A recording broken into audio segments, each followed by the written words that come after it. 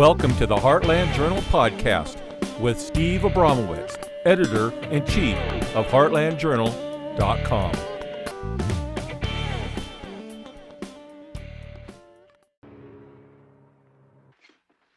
What do you got here? That was delivered by a messenger this morning. What's this about? He's here.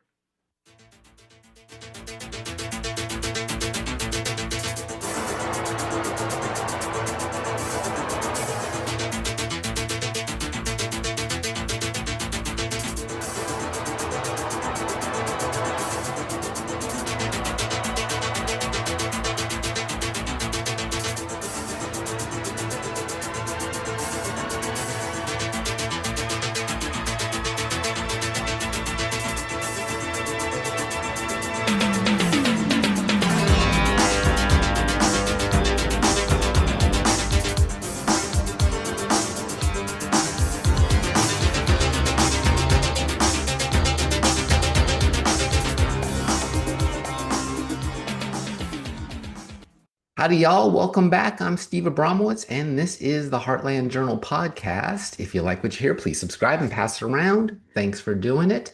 On this show, we are focused on our nation today with always an interesting person making a positive change in our community and lovers of truth. Today, we are talking with special guest Chris Hastings. Chris is the author of Cocaine Cowboys, published May 29, 2024. In it, you get to dive into the gritty, adrenaline-fueled world of Miami's Cocaine Cowboys era. Movies glamorized it, but he lived it on the front lines against the ruthless Medellin cartel. In Cocaine Cowboys Uncensored, you'll experience the obscene wealth, violence, and constant threats he faced fresh out of college as a DEA agent in 1979. It's a first-hand account of matching wits with the cartel's most dangerous while his life hung in the balance. If you crave an unvarnished, action-packed look at the drug war's front lines filled with dark humor, this memoir is a must-read. Academic degrees in pre-law and economics took a backseat to sheer grit and survival instincts as Chris learned daily harsh truths of how the drug trade worked and how to survive.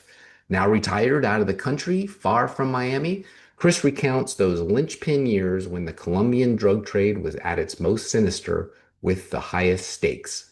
Let's do this. Cue Miami Vice theme. Hello, sir. How are you today?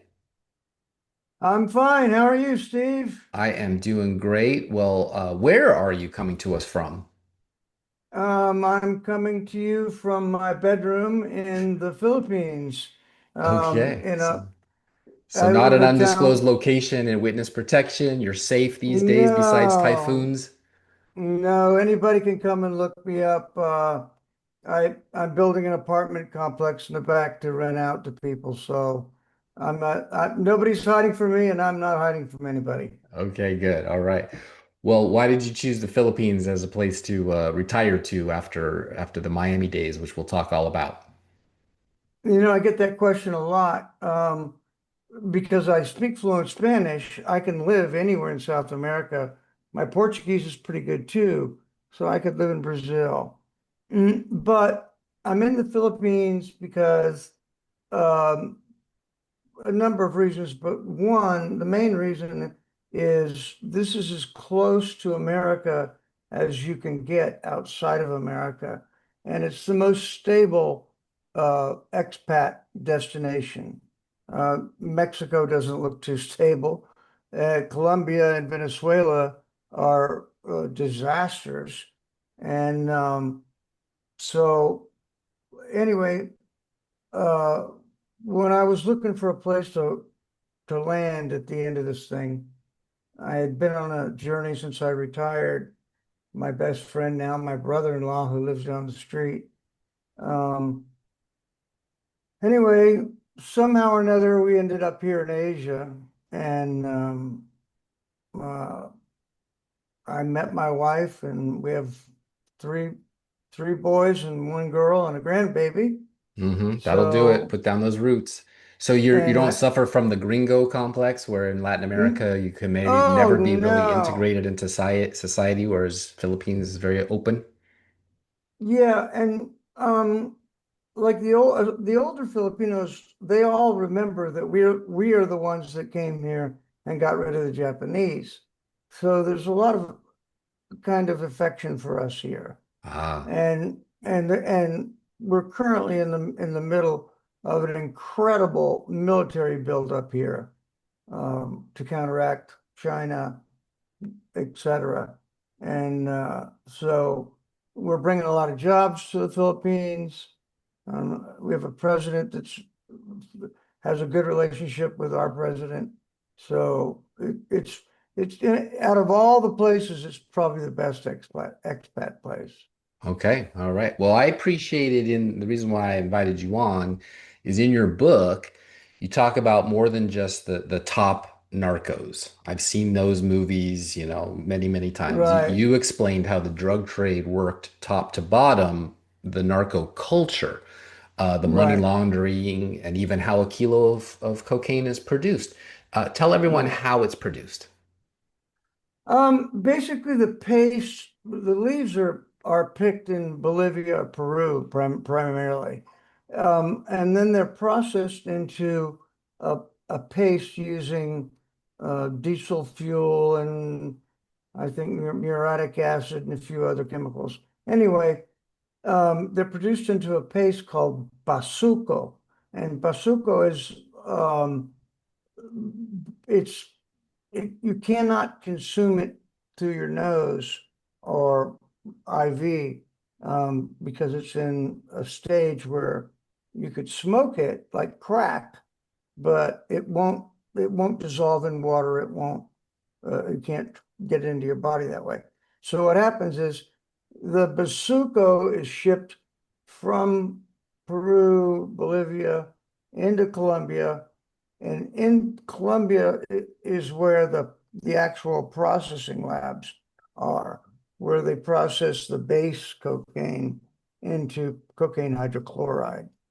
And because otherwise people wouldn't be able to use it nasally, by nasal.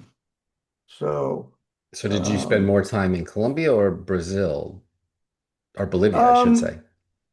I I did not spend any time in Brazil or Peru or Bolivia. I spent a long time in Colombia, um, off and on. I lived there after I retired. I lived there for a while, and I married a woman from Colombia who I'm still great friends with. We're not married anymore. She has a new husband, but we're all, I like her husband. We're all friends. So, so anyway, I was married to her for 8 years, and we never spoke English, even though she speaks fluent English. So I don't know. Anyway, and I spoke it every day at work. I ended up here uh, basically because when I started to add up all the places I wanted to retire, I wanted to live in a country where I didn't have to look over my shoulder. And Brazil and Colombia just have that about them. Um, and as an older person, you become a bigger victim, a larger target. Yeah, I mean, yeah. I mean, they're literally called narco terror states for a reason, and like you just said, right. Mexico's on the verge of failing. So Yeah, since 1971, the year I was born, the U.S. has spent more than $1 trillion on the war on drugs, prioritizing law enforcement responses and mass incarceration. Do you right. think the money was wasted, and then now global cartels are stronger than ever today? Yeah.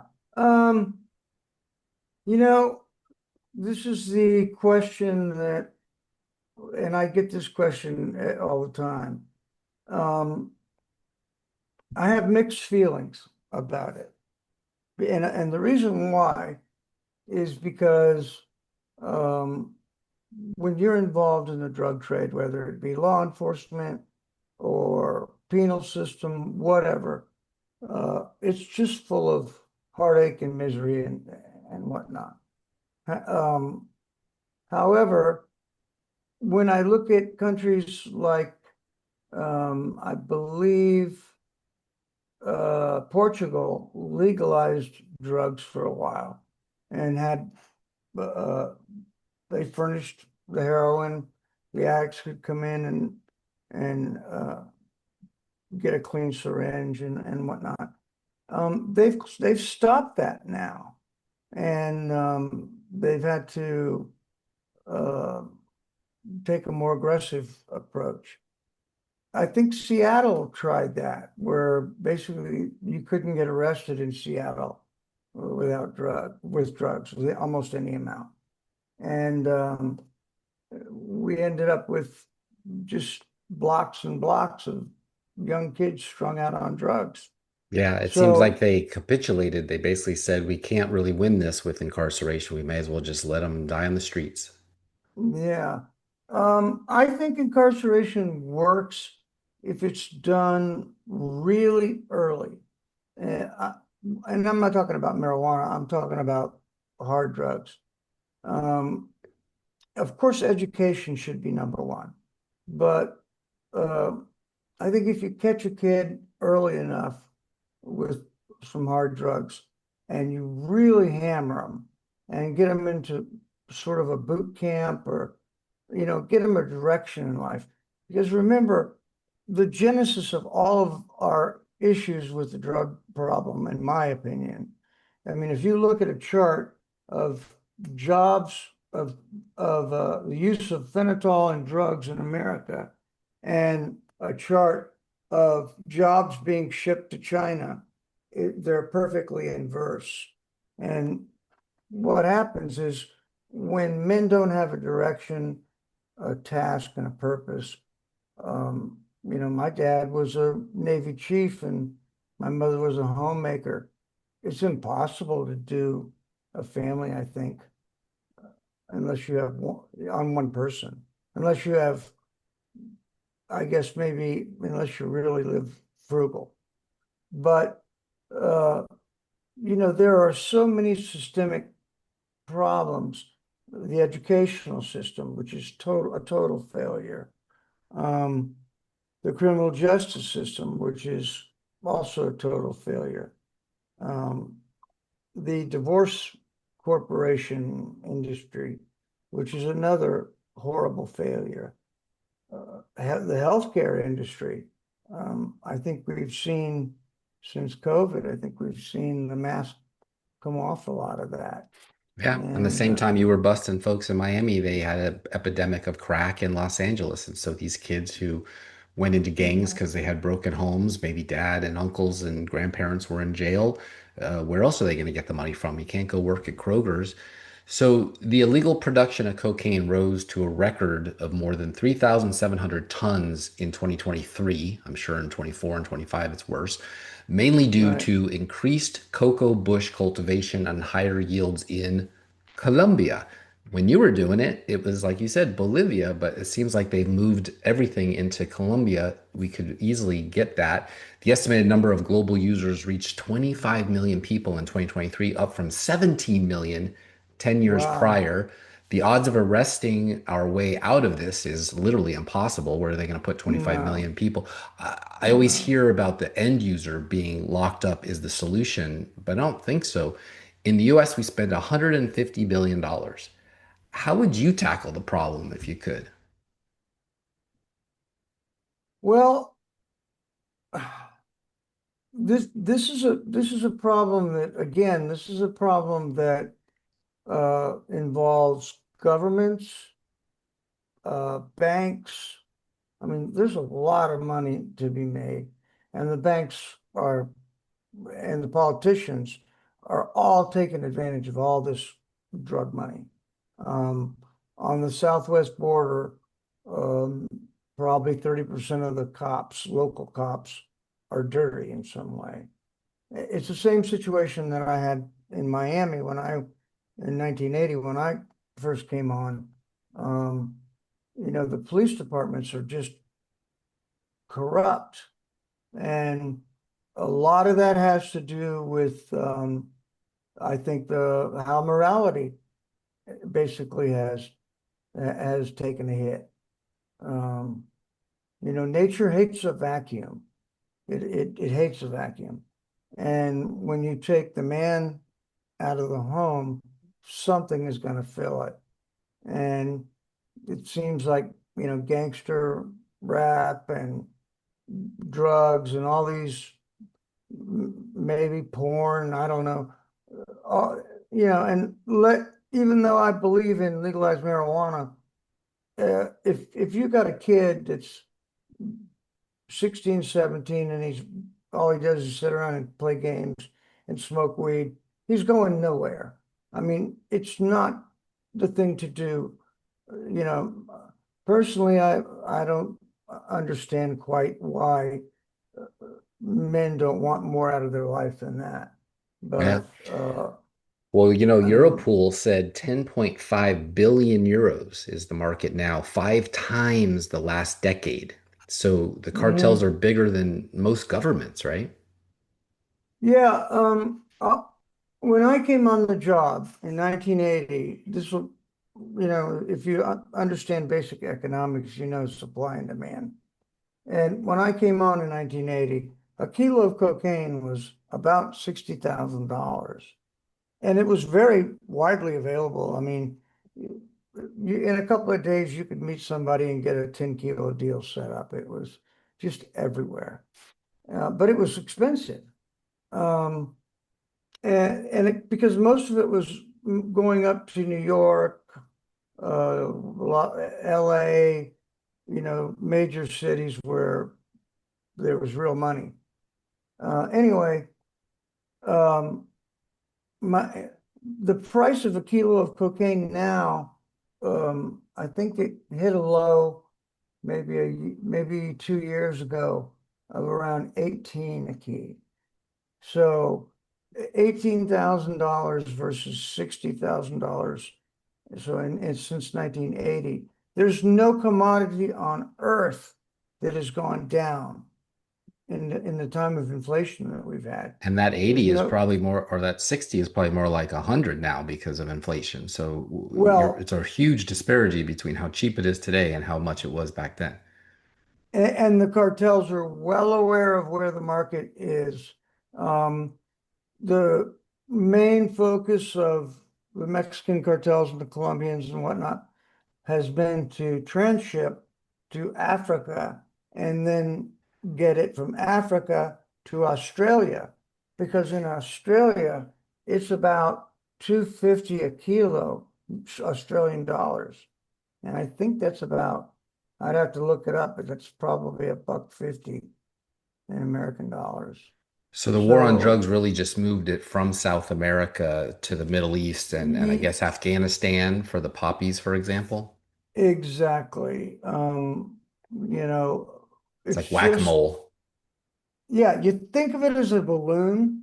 When you apply pressure here, it just grows over here. It's like a hydra. Um, I would love to say that I thought legalization was the answer because it seems the most, how can I say it? Humane way to treat it. But I haven't seen legalization really work either. So, I don't pretend to know the answer. I, Yeah. Yeah, the only way really is you'd have to cut off demand and you'd have to destroy the price so that it wasn't worth it mm, anymore. They'd be better off with oil or solar panels than they would with that. But it's not. It's the cheapest high you're going to find. So how closely tied is cocaine, heroin, sex trafficking, gambling, and illegal guns slash, make war, those markets? How closely tied are they? And are some of the same people at the top doing the deals? um, well, you might have a cartel doing all of those things, human trafficking, stealing petroleum. I mean, if you get an avocado in America, the cartel has had a piece of it in some way. So, um, All those liberals eating their avocado toast are actually contributing toast, to the crime syndicate. How lovely is that? right? Yeah, ironic, yes. Yes. So anyway, um, I guess what I'm trying to say to you is not only is it a hydra and all that thing, but it has intense power to corrupt. Um, and you see that now where the reaction where all the students surrounded the presidential palace in Mexico, what, day before yesterday? And they've had it because they wrote on in Spanish, they wrote on the barrier, narco estado, not a narco state. So they know, you know, they're tired of living in a war zone. You know, I lived in Colombia during the Escobar period and afterwards during the Cali cartel period too. And like I said, my wife was Colombian from Cali. And it's such a business there that, like, my wife was part owner of a cattle ranch. She had to give permission to the guerrillas, FARC, to camp on their land and butcher a couple of cattle. That was her tribute to them, or she wouldn't be able to run her cattle operation. Hmm. So It's like the mob in um, Manhattan, where there's like, nice it business you had here. Hate to see something happen to it if you don't pay your protection money. right, right. So It's an age-old business model, that's for darn sure. Well, you're going to profit off uh, of someone else's labor, and it's because it's a threat of a gun. So did you go full Donnie Brasco or like Jason Patric's character in Rush or Tom Cruise in Made in America and develop like a real life problem where you might never come back from, like addiction to sex or drugs or adrenaline, risking your life being around these people? yeah, I'm gonna admit to an adrenaline. I used to have a really bad adrenaline addiction. Um, I tried to manage that by doing fishing and hunting and positive things. I don't drink. I'm not a drinker. Um, I use a little nicotine now and then, but that's to keep my testosterone up. I don't know if you know that Oh yeah. nicotine. So anyway, I don't smoke cigarettes, but anyway, So like a Point uh, Break, Keanu Reeves type of thing where you're jumping out of airplanes trying to yeah, get that next rush, surfing the big waves. Yeah. not the airplane thing. I did that in ROTC and I never wanted to do that again. But um, anyway, I did do some undercover work. Um, I worked to operate a thing called Operation Greenback, and Operation Greenback was the first congressionally certified um, money laundering investigation, where they allowed us, we would take, we would get a 5% VIG on every dollar that we laundered. And they allowed us to take that money and reinvest it into the operation. And we leased cars, bought cars, uh, jewelry, undercover apartments. Like Um, like Ferraris like in Miami Vice and that type of like well, flashy stuff. I never got the Ferrari, but I did get the 280ZX. So Okay, well that's a good uh, one. close enough, close enough. But when I first got to Miami, I went to work with a buddy of mine, John Billis, and we had a money laundering case. It was sort of a small potatoes kind of thing. We were hoping to grow it out of stuff and grow it into other things. And I did undercover in that case, picking up money from the Colombians. Um, I did I did some undercovers where they needed a white boy that spoke Spanish. Um, like we had an undercover taxi, and it was a real life taxi with a meter and the whole thing, but it was rigged up with cameras and microphones, and so I would drive the cab when we would pick up the Colombians.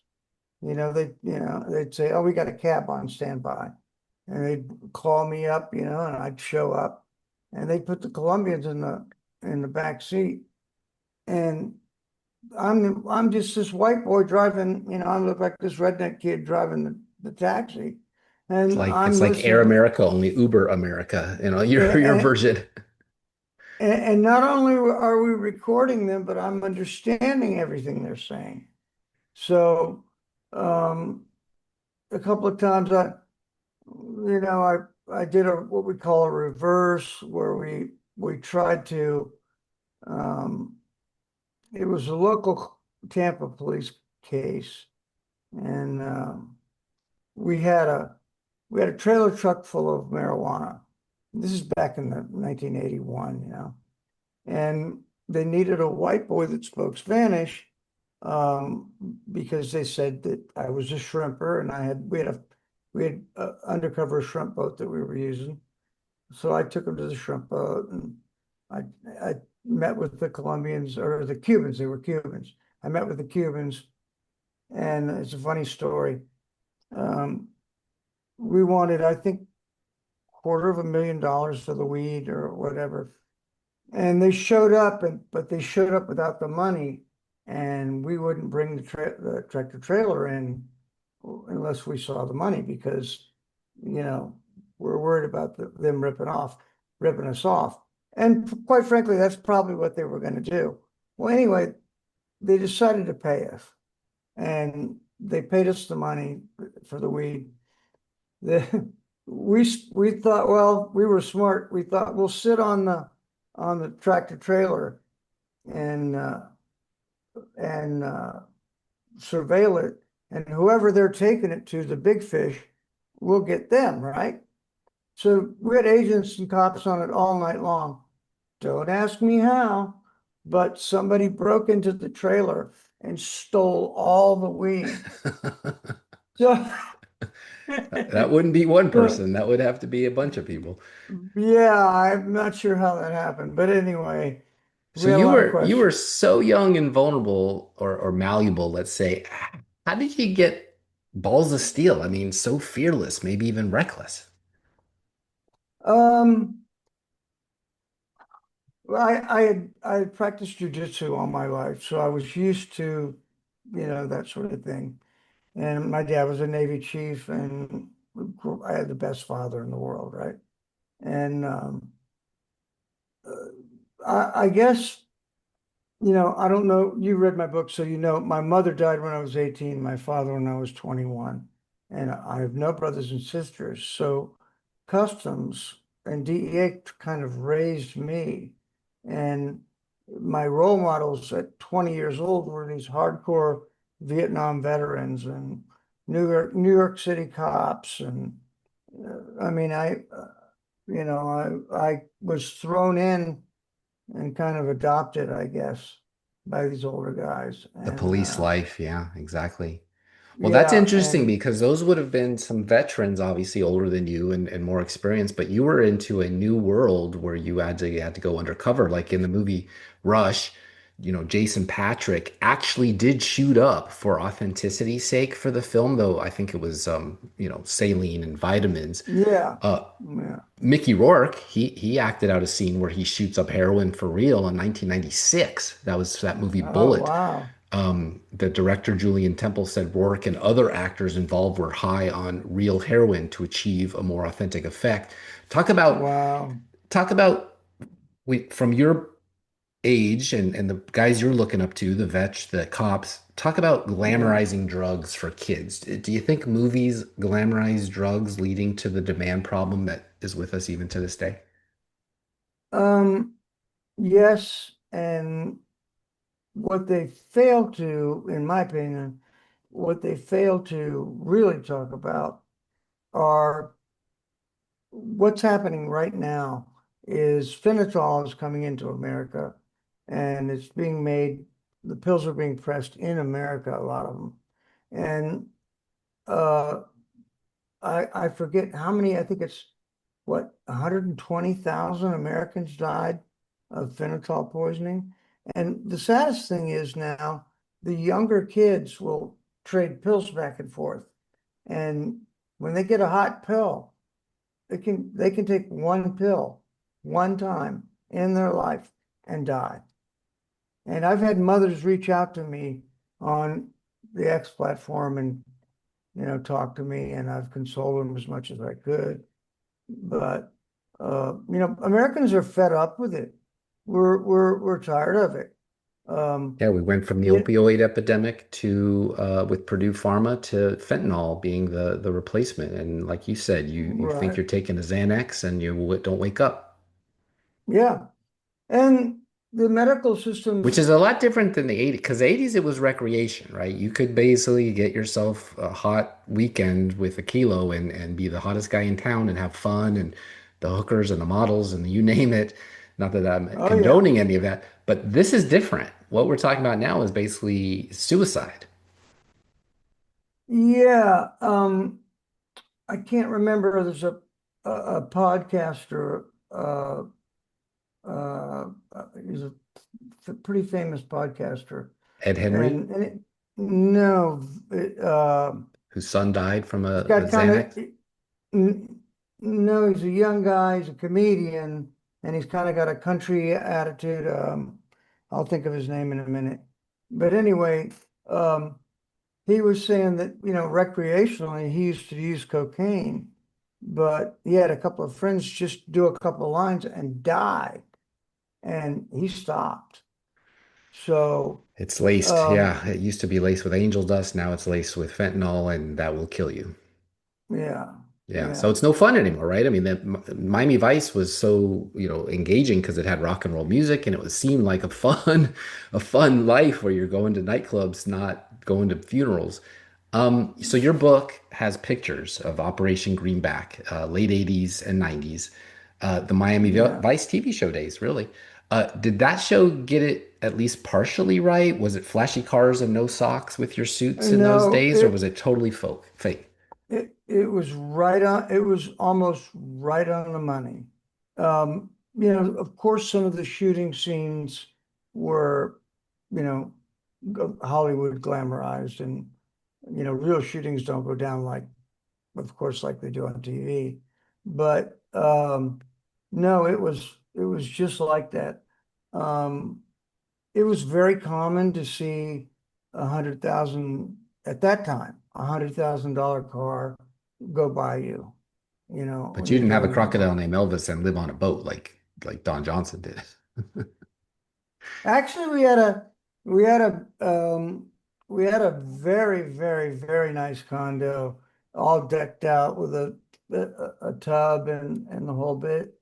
And we used to go and hang out there and write our reports, instead of the office, we'd go to the undercover apartment and lay out by the pool and write our reports. But anyway, it was a different world. When I first came to Greenback and I started working a small money laundering case,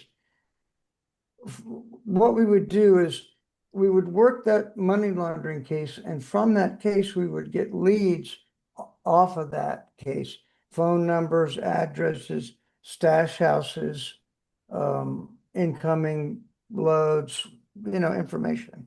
And on that, we could go up on a wiretap, put on a surveillance, use investigative tools to hit the Colombians. And we started stopping them. They do a pickup of $1 million and we'd pick it up on a wire. We'd hear about it and we'd follow them down the road and stop them and ask them, hey, can we look in your trunk? And, you know, we're there from Colombia. If you say no, the cops beat the hell out of you. So they just say, okay. And they pop the trunk open and there'd be $1 million there. And we'd say, well, who does the $1 million belong to? Oh, I don't know. It was just in this package, and I'm supposed to give it to Aunt Susie. And well, can we call Aunt Susie? No, we can't call her. You know. That's before you could do cell phone, tracing and Oh, all the yeah. other, yeah, all the No, we used to digital carry. versus analog. So how bad were the local DAs? And we didn't have ICE until 2003. So was it Coast Guard mostly helping you in DEA, or were they just as bad and everyone was corrupt or territorial competitive? No, the Coast Guard back in those days, there were 2,000 agents in our task force. And we only had one go bad, Michael Cruz, and I hope he rots in hell. But anyway, We didn't have in the federal side, we didn't have a corruption problem. That's why we were there, because Miami PD had a horrible, horrible corruption problem. People can go back and research this. The real action started in the Dadeland Mall shooting, when the Colombians got a war wagon and went and shot it up with some other Colombians in the middle of the day at 12 o'clock in the most normal mall you've ever seen. Well, anyway, then not long after that, we had the Miami River Cops. And if people can look that up, I think there were around 20 police officers who were implicated. They were waiting till the Colombians came in on a boat and coming in with their marked units in the Miami PD unit and ripping off the Colombians. Well, one rip off, and the Colombians don't go back and report that, right? Right. So This is after the Cuban boat lift with Scarface type of stuff. This is the new game in town. These are the cops that got hired from the Marielito boat lift. You see? So there was no vetting. And it was just, they needed manpower, and they went and hired anybody. Anyway, the Miami River Cops, when they hit these Colombians, the Colombians jumped in the water, and I think there were 6 of them, and I think 4 of them drowned. So that became the focal point of all the corruption in Miami. To give you another example of how bad corruption was in Miami PD, there were one of the Miami homicide units, there were 2 of them, 12 men each. One of the units, 11 out of the 12 resigned on the same day because of corruption problems. Now, people say, wow, the homicide bureau, well, that's not narcotics. Well, when you control, if you can buy off the homicide department or the cops that do homicides, you can whack anybody and they'll cover it up for you. So, I mean, it was that bad. I mean, it's like Training Day with Denzel Washington, but LA side. Yeah. Are there any players from Operation Greenback still in office today? You named somebody. You said that you hope to go. So nobody from like the Pam Bondi era, friends of hers, all gone, all retired like you. Okay. Yeah. Well, I mean, I'll be 70 in a year and a half. So, So everybody's retired out by now, or it's just not the same. Yeah. But I'll tell you my secret to staying young. Okay. My wife is 20 years younger than me, and I got 4 kids to run around chasing. And so there's never a dull moment, and there's no rest for me ever. Young wife and kids. Okay. Charlie Chaplin. You're going the Charlie Chaplin route. That's good. Yeah. So how close to the Medellin cartel did you get? Well, we took off their #1 accountant. We took off, this isn't from Greenback. What happened I'll have to kind of continue the story. Greenback was in Miami, but Bob Major I was stationed in Tampa, and Bob Major, who was in our financial group, started a money laundering case, and it grew into the indictment of the Bank of Credit and Commerce International, which at the time was the 7th largest bank in the world, and had been the bank that had been involved in the Osama bin Laden money that had gone around, with the Contras and all that. It was with the Vatican Bank too, wasn't it? Yeah. And but this bank, it was out of Pakistan, and it was basically a CIA run bank in a lot of ways. So anyway, it was so dirty in Miami. One guy one guy created a group and just squared away cops, and they began to go after the corruption. And Like the Untouchables, like Elliot Ness. Somebody came yeah, up, a new sheriff in town. right. Well, why did But they trust that, you, a college kid? um, I don't know. I was an Eagle Scout. Um, I was a pretty straight guy. Um, Probably because they were desperate. Well, I'll tell you a funny story. I was in Miami, what we call TDY, temporary duty. And I came back from 90 days in Miami and living in a hotel and eating in my car. And Not very glamorous. no. And anyway, I come back and we have a meeting, and somebody said, well, we need some Spanish speakers. And my boss said, let's see, Cadero, Sanchez, Hastings, you're going to TDY to Columbia for some goat rope. And I said, hey, Vic, I remember I'm only like 21. And I said, not for nothing, but I just got back from 3 months in Miami. I haven't seen my girlfriend, if I still have one. And, I haven't had a home cooked meal. I'd kind of like to go home for like a week and take some time off. He said, look around you. He said, all the men around you have wives and kids. I know you don't have a wife and a kid. They got a lot to lose. You don't. You're in the life You're, now. I said, so I'm expendable? And he said, well, I didn't want to say that, but yeah. That's the same thing they say when they recruit the young guys to go hawk the stuff. They were using you on the exact opposite. So, did you ever consult on a movie or TV show? Well, when they You had the authenticity.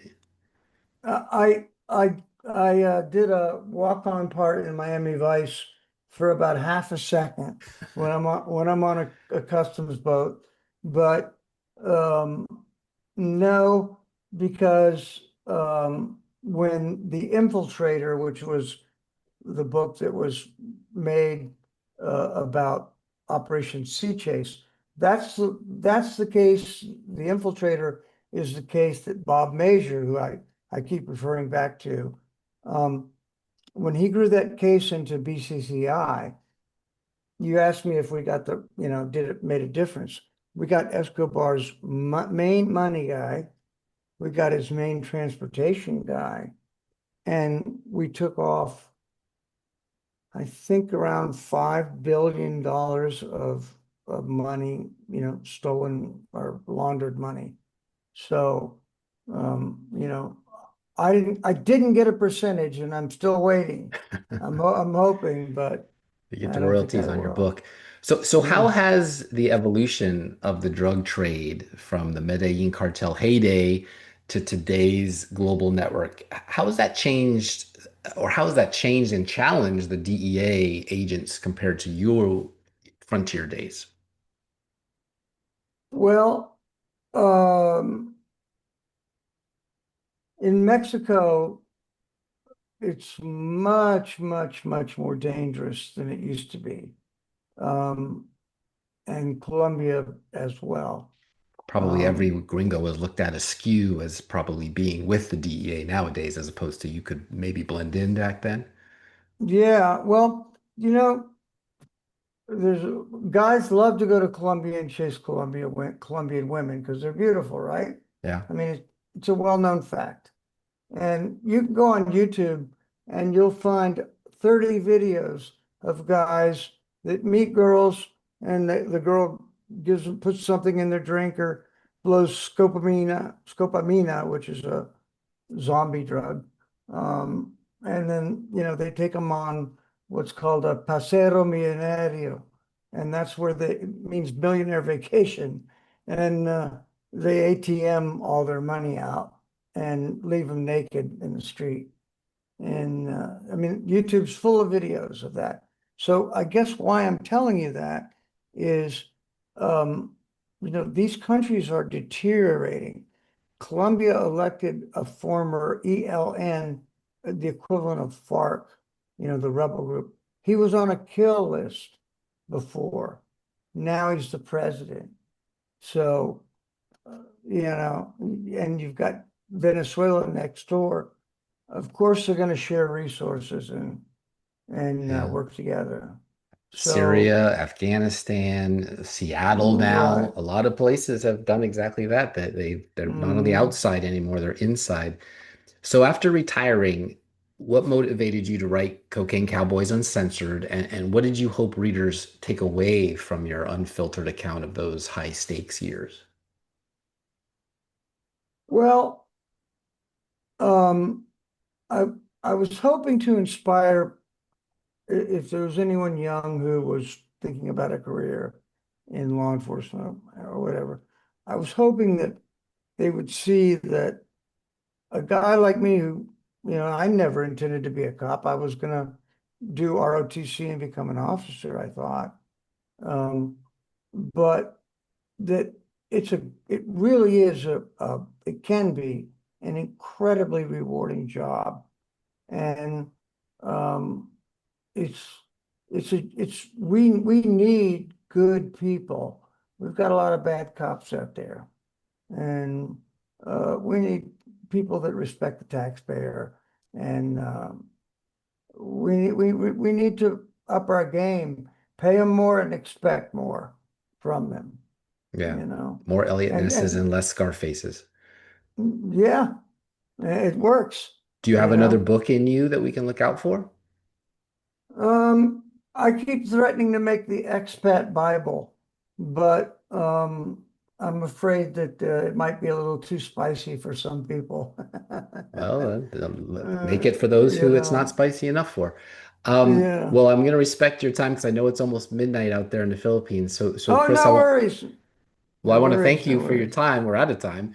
I know it's like you said, very late there. So tell our listeners where they can find out more about you and follow your social media. I see you're still active on that, and Yeah. maybe one day another Well, book. maybe so. Um, Uh, you can find me Special Agent Chris Hastings, U.S. Customs DEA on X.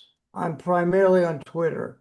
And you can also go to one of the communities and see all of the pictures that are in my book and a whole bunch of other, cool 80 pictures in the communities part of X. And so I invite you to go there. That's probably the best way to find me. And if you'll let me, hopefully in a couple of 3 months, let me plug my little apartment I'm building. I'm Okay. building a I'm building a beautiful apartment in the back. So if anybody has a wild desire to come to the Philippines and they want to come and stay with us in the apartment, I give 20% off to all uh, American taxpayers, first responders, all the good guys. So Probably the I'm safest place in the Philippines to be. So there oh you go. yeah, I've got a 9mm right there. I'm sure there's more. All right. Well, thanks again for coming on with us. Really enjoyed it. Hang on, folks. I I will be. Yeah. Did you have something to say? I was just going to thank you, Steve, for giving me the opportunity, and I want to tell you how much I appreciate it. Oh, well, thank you so much. Yeah.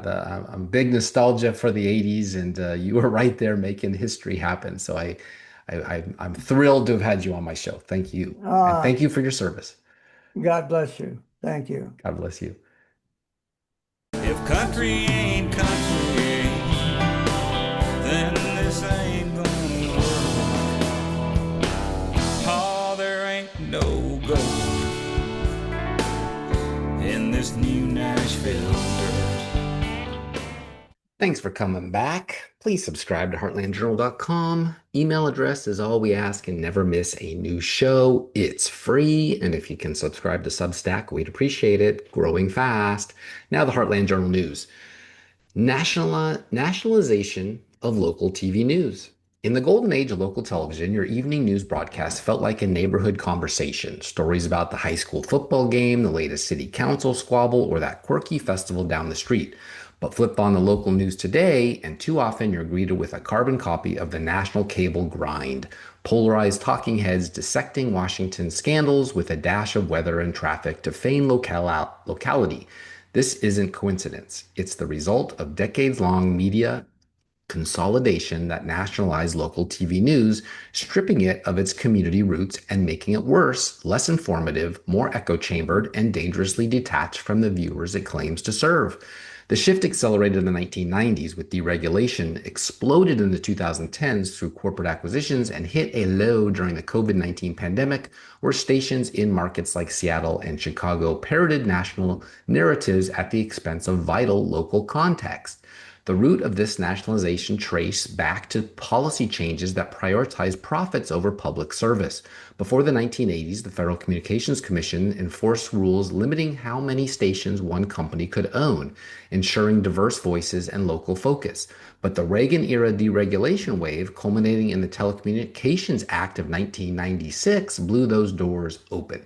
Ownership caps were relaxed from 25% market share in 1985 to 35% by the early 2000s, eventually hitting 45%, allowing conglomerates to gobble up stations nationwide. Suddenly, companies like Sinclair Broadcasting, Nexstar Media Group, and Gray Television could amass empires. By the 2010, these three alone controlled 40% of local news stations present in over 80% of U.S. media markets, with $23 billion in deals reshaping the landscape. This wasn't just about ownership, it was about centralizing control. To cut costs, owners implemented shared services agreements where one station produced news for multiple affiliates, leading to identical broadcasts across markets. In 2014, Pew Research Center report found that in nearly half of America's 210 TV networks, one company owns or operates at least two stations, resulting in eerily similar or outright duplicate newscasts. In Syracuse, New York, CBS and NBC affiliates air the same reporter-produced stories despite different anchors. In Honolulu, they sync up completely. Consolidation breeds homogenization, less investigative journalism, fewer reporters on the ground, and a pivot to cheap national feeds from networks or in-house syndicates. Studies show Sinclair's acquisition in particular slashed local event coverage by about 10%, replacing it with national politics laced with a right-wing slant. The result, local news becomes a vessel for corporate agendas, eroding trust and relevance. Nowhere was this more evident and more demanding than during the COVID-19 crisis, more damaging during the COVID-19 crisis, when timely, hyper-local reporting could have saved lives by addressing community-specific risks, resources, and responses.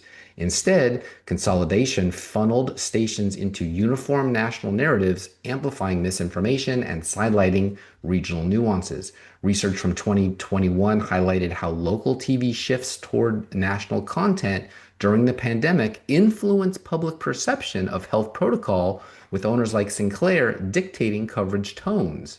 Take Seattle, an early COVID hotspot where local factors like dense urban housing, tech worker vulnerabilities, and port-related exposures demanded tailored coverage. Sinclair-owned Como TV, a dominant ABC affiliate, exemplified the nationalization trap. Rather than deeply probing Seattle's unique challenges, such as vaccine access disparities in immigrant communities or the impact of small businesses in Capitol Hill, Como often mirrored Sinclair's centralized feeds from the national desk, which expanded during the pandemic to push conservative-leaning segments on topics like reopenings and mask skepticism. Sinclair's influence extended to health protective barriers. Studies found their stations covered vaccinations less favorably, aligned with national GOP narratives that downplayed mandates, even as King County saw summertime surges tied to local variants and tourism. This is actually a good thing, by the way. This homogenization meant Seattle viewers got blanket national death tolls and CDC updates. That was bad. But scant reporting on, say, how the Alaska Airlines hub exacerbated spread or grassroots mutual aid in Rainier Valley. The loss? Communities missed hyper-local alerts, fostering confusion and hesitancy. As one analysis notes, Sinclair's model prioritized national politics over local grit, turning stations into propaganda arms during crises. Chicago, Another epicenter with its sprawling metro inequalities suffered similarly. In a city divided by zip codes, where South Side neighborhoods bore inappropriate caseloads, disproportionate caseloads due to essential worker densities and healthcare deserts, local stations like ABC7 and NBC5 leaned heavily on national stories for engagement. In 2020, a study of Chicago media found that content about national or out-of-state COVID developments garnered more clicks and shares than local reporting, incentivizing stations to chase viral national fear-mongering over granular community impacts. Consolidation played a role. Many Chicago outlets operate under larger groups like Nexstar or Tribune, pre-merger, which centralize production and favor syndicated national segments to boost ad revenue amid pandemic downturns. For instance, while WTTW provided some enterprise pieces on neighborhood hotspots like Rogers Park, 1,200 plus cases, commercial stations often recycled CNN or Fox clips on federal stimulus or vaccine rollouts, ignoring Chicago-specific issues like the financial strain on Mercy Hospital or ICE facilities protesting amid lockdowns. This uniformity amplified national divisions, pro-vax versus anti-mask rhetoric, without contextualizing them for Windy City realities, contributing to uneven compliance and higher mortality in underserved areas, maybe. The local news crisis, exacerbated by consolidation, paved the way for misinformation to fill voids as stations cut staff and pivoted to safer, cheaper national fodder. Why is this nationalization worse? It erodes democracy's foundation, informed local action. Homogenized news reduces competition for ideas, injects biases, Sinclair's right-wing tilt being a prime example versus CNN's left, and prioritizes spectacle over substance. If it leads, it bleeds. If it bleeds, it leads. During COVID, this meant delayed community responses as viewers turned out irrelevant broadcasts. They tuned them out. Broader studies confirm consolidation slightly boosts overall quality metrics like polish, but tanks local relevance, with ad-heavy newscast displacing journalism. In critical times when local news should bridge national policy to street-level effect, it instead amplifies echo chambers, fostering polarization and distrust. Reversing this requires antitrust action to break up conglomerates and FCC rules mandating true local content quotas.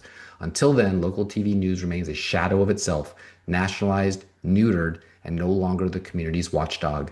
Viewers deserve better, news that reflects their backyard, not a boardroom's bottom line. I wrote that. That is it for this episode. Thank you, Chris Hastings, for making it out of Miami alive, for one, and for writing this book, Cocaine Cowboys, so we can all learn the ugly downside of the drug dealer life and see where our $1 trillion of taxpayer money went down the drain trying to solve a problem that is only bigger than ever now. At least you tried. I'm sure you did some good. This is Goodbye for Now. I'm your host, Steve Abramowitz, editor-in-chief of HeartlandJournal.com. Peace in our time, Esther 4, and glory to God. Let's go out with the last episode, the last clip from Miami Vice. See you next time. Yeah, it looks that way.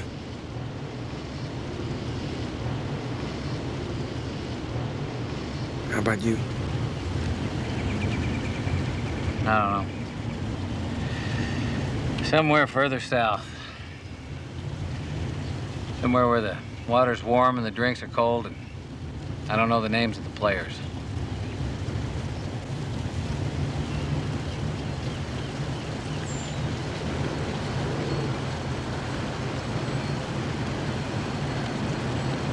I'm gonna miss you, man.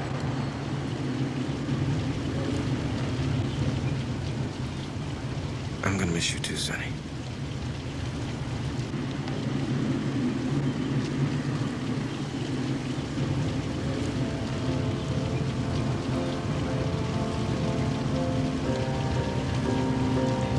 I give you a ride to the airport. Why not? In my stolen car. About the sun.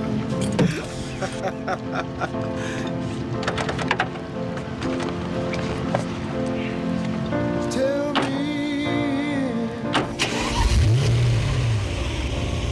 Hey, Tubbs, you ever consider a career in Southern law enforcement? Maybe. Maybe.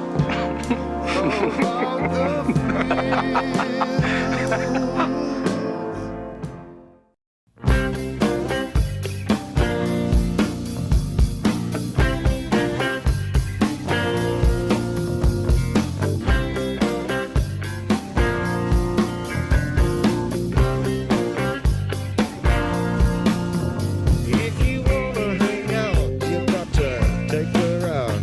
Okay.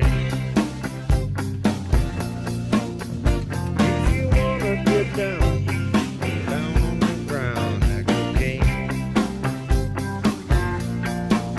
She don't lie, she don't lie, she don't lie.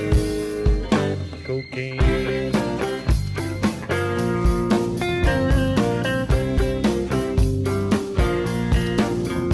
When your day is done, oh, then you want to run like cocaine.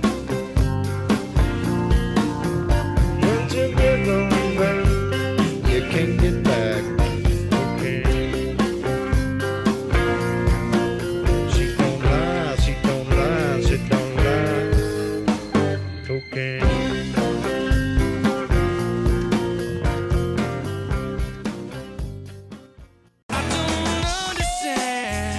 Heartland Journal Podcast is the media property of heartlandjournal.com, where you can find news stories, commentary, and content serving the heartland of America.